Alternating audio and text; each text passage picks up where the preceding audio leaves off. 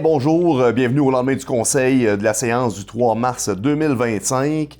On n'avait vraiment pas une grande séance hier. Ça a commencé là, avec la proclamation de la Journée nationale de la promotion de la santé mentale positive qui sera le 13 mars 2025. Dans le fond, c'est sur le thème de se retrouver, c'est trouver sa zone de recherche. Ce sera le thème pour toute l'année. C'est sûr qu'on va s'encourager en portant l'épinglette fièrement, puis en s'abonnant aux infolettres. Mais c'est quelque chose qui est important, puis faut pas hésiter là, à consulter, puis à le dire quand ça va pas.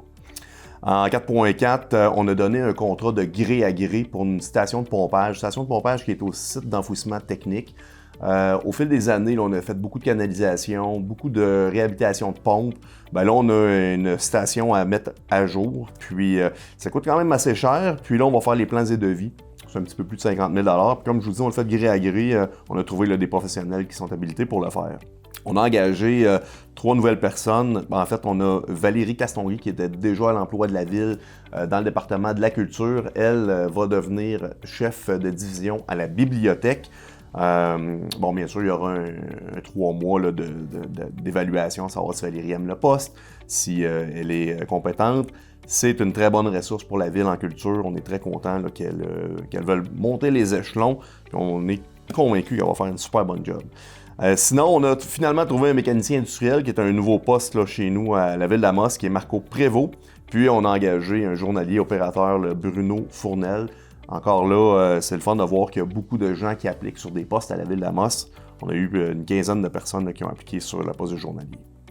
En 4.8, c'est un des gros dossiers qu'on a cet été. On veut réasphalter la 4e rue S jusqu'à la rue principale nord.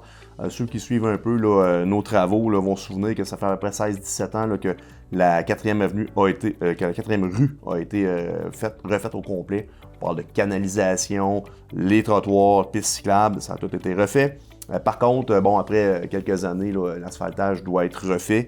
Alors, c'est Groupe Cola Québec, qui est anciennement Sintra, qui va nous faire ça pour un peu plus de 1,3 million de $. C'était dans les prix projetés, là, on est bien content.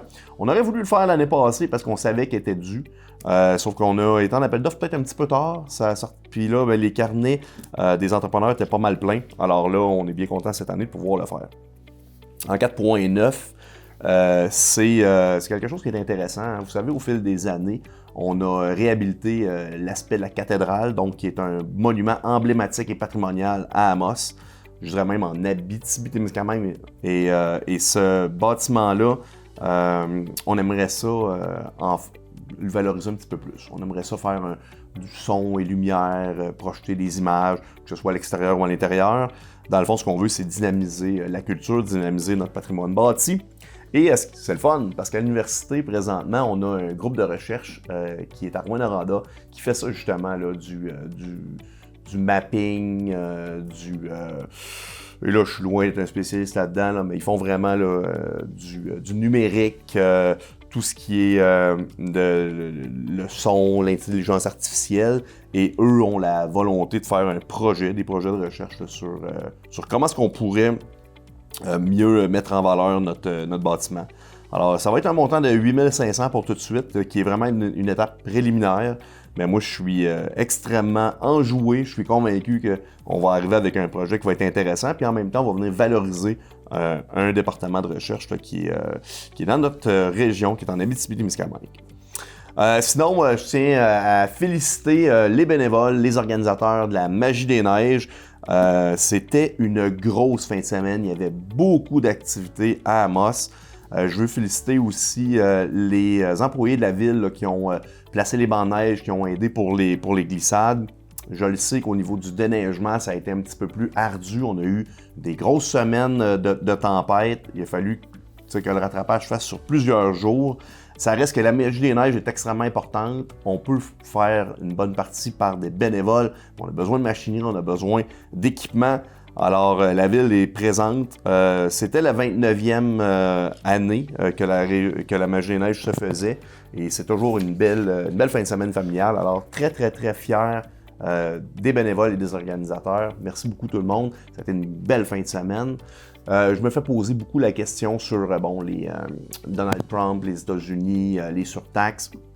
Je tiens quand même à vous mentionner là, que je suis loin d'être un spécialiste en politique internationale, puis en économie internationale.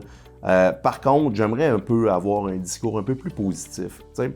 Ça fait des années qu'on dit qu'au Québec, on devrait être plus autonome. On a notre culture, notre langue, on a des super PME, on a des universités, on a tout pour réussir. Je pense que c'est un moment charnière présentement au Québec pour se diversifier, modifier notre économie, se relever les manches, puis de passer au travers de cette vague-là, puis d'arrêter de voir ça négativement, puis de voir ça, c'est dans l'adversité qu'on devient meilleur. Alors, soyons positifs, on va être résilients, on va s'adapter.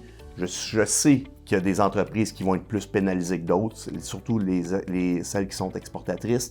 C'est plus complexe qu'on pense parce que, bon, il va y avoir des doubles tarifs. Puis là, je ne veux pas rentrer là-dedans parce que c'est très, très complexe, mais je tiens quand même à dire que plutôt que d'avoir une économie à grande échelle puis à être tributaire de ce qui se passe aux États-Unis parce qu'ils ont une masse de population, il faut vraiment essayer de diversifier notre opération, favoriser les PME, essayer d'être un petit peu plus centré sur nous-mêmes, c'est plate, mais il faut le faire. Là.